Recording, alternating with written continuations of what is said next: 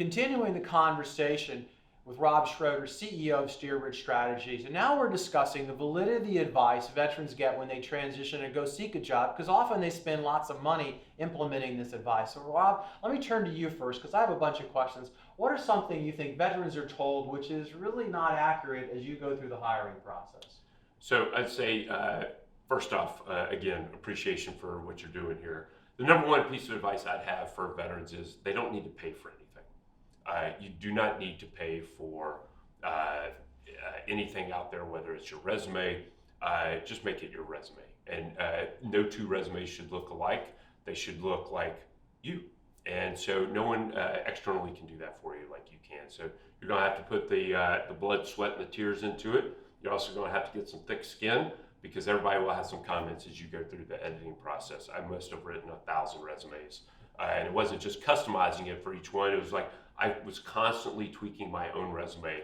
And you can see that from people when their resume has really been fine-tuned. Every word should mean something. I was sent a resume the other day that was just phenomenal. I was like, I have no comments, because this one, you really put the time and effort into it, and it really comes out. Is there a page limit? 3 pages, 5 pages? I mean, that's a great question. I watched a recruiter the other day talk about the one-page resume is absolutely ridiculous, and I fundamentally disagree. And I think it's all a question of who you're going to, where that resume is going. I see a one-page resume, and I'm like, I like you, because you're not forcing me to distill your career. You've done that for me. What I would say is that I know, like recruiters, they do want to see more. You know, that's their job. They're professionals doing that. But when you're just having something passed around, one page is perfect. And then let's not even talk about the government resumes that are 100 pages. Sure. Now let's talk about social media. A lot of, be on social media. Have a great LinkedIn presence, your profile. What's your reaction to that? So I would say that, look, you're not expected to be a social media, maven out there. But one thing that is critically important, you need to have a good picture. There are plenty of organizations that will do that for you, but get a professional picture done. Do not include your wife, do not include your family, do not include your dog. It needs to be you and professionally done. Okay, and how about, networking? There's a lot of emphasis on network, go learn lots of things, come up so well prepared you already know everything. I mean, there's sort of reasonable limits on that. What's your sense? I would say that you can never do enough networking.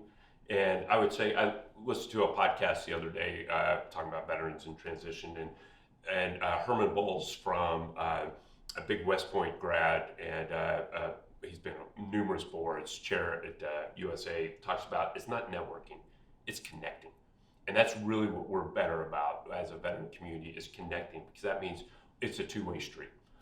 You help me, I help you, and maybe you help me today and I help you tomorrow. So you can never do enough of that connection. Okay.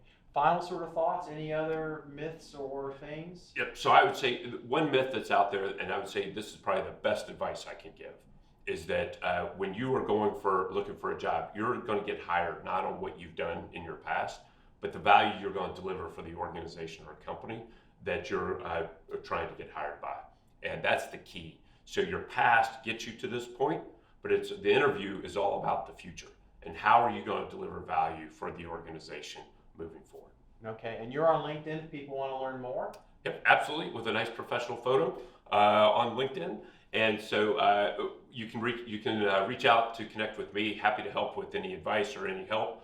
Or if you're interested here at Steerbridge, we have our website, as you can see back behind us, as well as our own company LinkedIn page as well. So we'd love to connect with the community writ large, either just supporting the mission where we work at both VA and DoD, or if you've got some skills and talents for one of our open positions, we'd really love to hear from you. Thank you. Thank you.